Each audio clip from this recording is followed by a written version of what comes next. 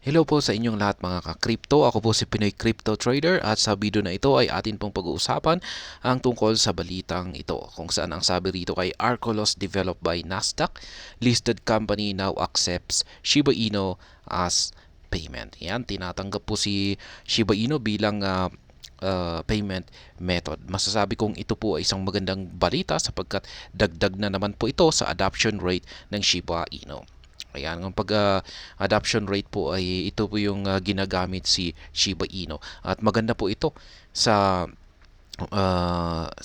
paglago ng Shiba Inu. Kasi kung ginagamit po ito or ito ay nadadagdagan yung kanyang adoption ay nag-recreate po ito ng demand. Kasi syempre maraming nangangailangan po ng Shiba Inu para magamit nila itong pambayad. Kaya yan po yung epekto sa market price nito. Kaya yan, maganda po ito.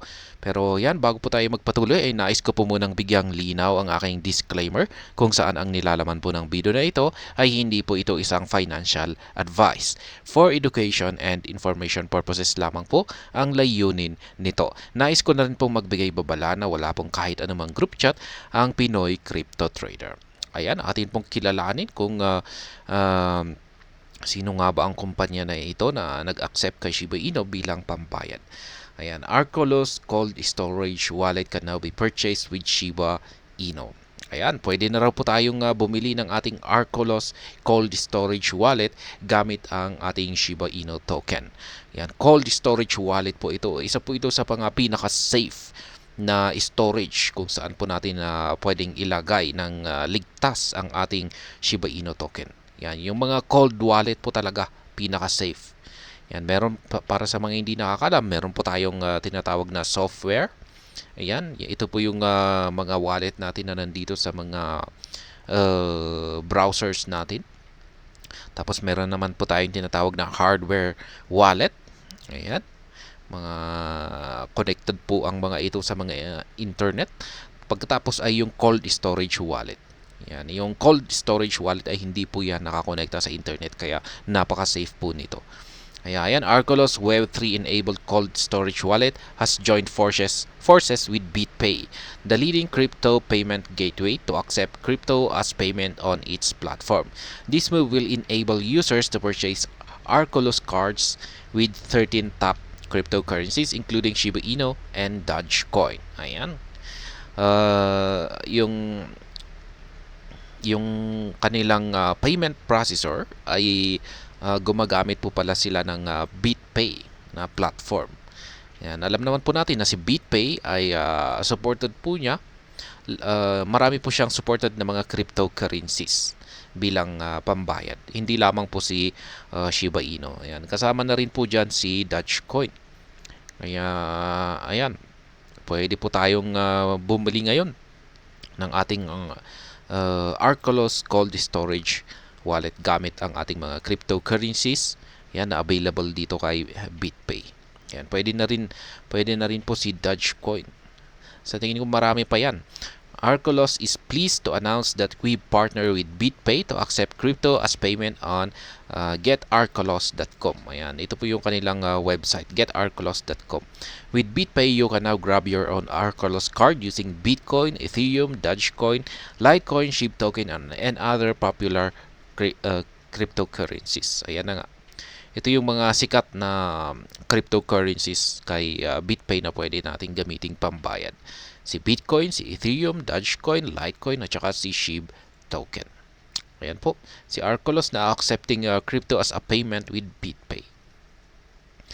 Arcolos, yan, atin pong kilalanin yung si Arcolos na ito. Developed by renowned fintech company Compo Secure. Yan, Nasdaq CMPO. Yan, sila po yung gumawa dito kay Arcolos.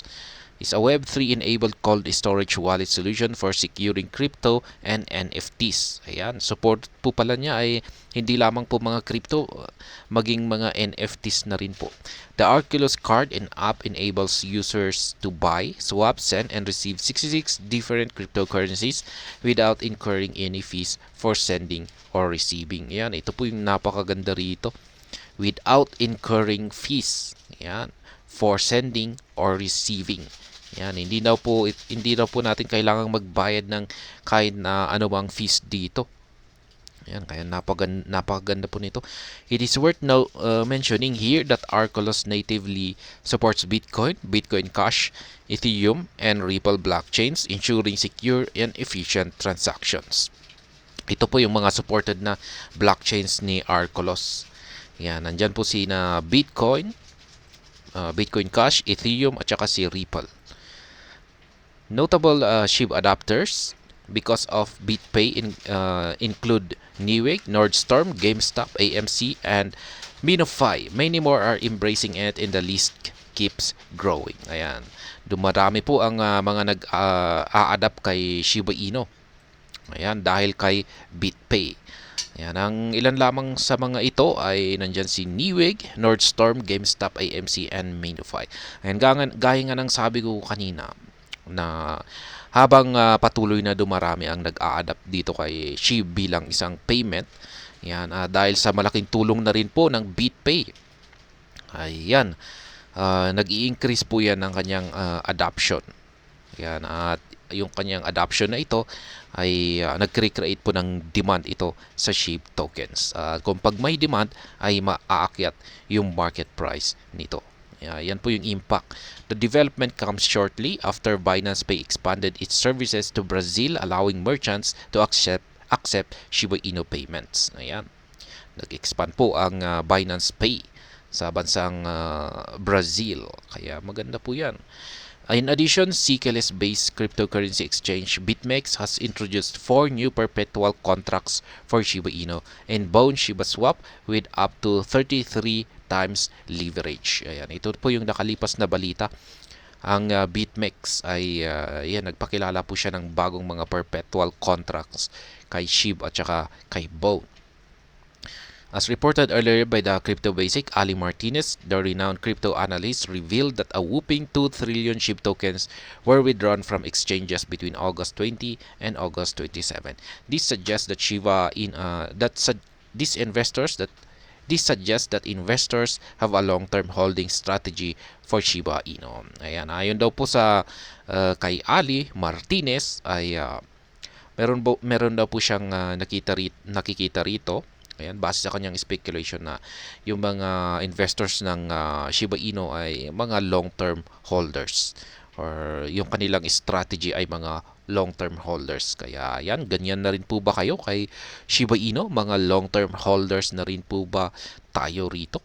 Kasi sa tingin ko ay pang long-term talaga. Pang long-term na holder, pang long-term na investment talaga si Shiba Inu at hindi po siya short-term. Kaya yung mga short-term po rito ay sa tingin ko ay hindi po sila magtatagal, ay lilipat po sila. Ayan, ang masasabi ko dito ay isa po itong magandang balita. Maganda na rin si Arculus bilang isang cold storage ng mga cryptocurrencies natin. Pero ayan, yung balita na ito ay masasabi kong maganda po ito, lalong-lalo na kung marami talagang mga customers or marami talagang bumibili dito kay Arculus na cold storage wallet. Ayan. Magiging maganda po ito at lalong-lalo na kung pag yung ginagamit nilang pambayad ay si Shiba Inu. Ayan, magkakaroon po ito ng epekto. Magandang epekto kay Shiba Inu. At ayan, hanggang dito na lamang po tayo sa balitang ito. Sana po ay inyong nagustuhan ang aking paliwanag dito. Kung inyo po itong nagustuhan ay pakiclick lamang po ang like button nito. Para naman po sa mga bago lamang dito, kayo po ay aking inaanyayahan para mag-subscribe. Pakiclick na rin po ang bell icon nito dahil ito po ang siyang magsisilbing notification nito sa mga bagong videos na akin pong ina-upload sa aking YouTube channel na ito. Marami pong salamat sa panonood. Ingat po tayo lagi at God bless po sa ating lahat.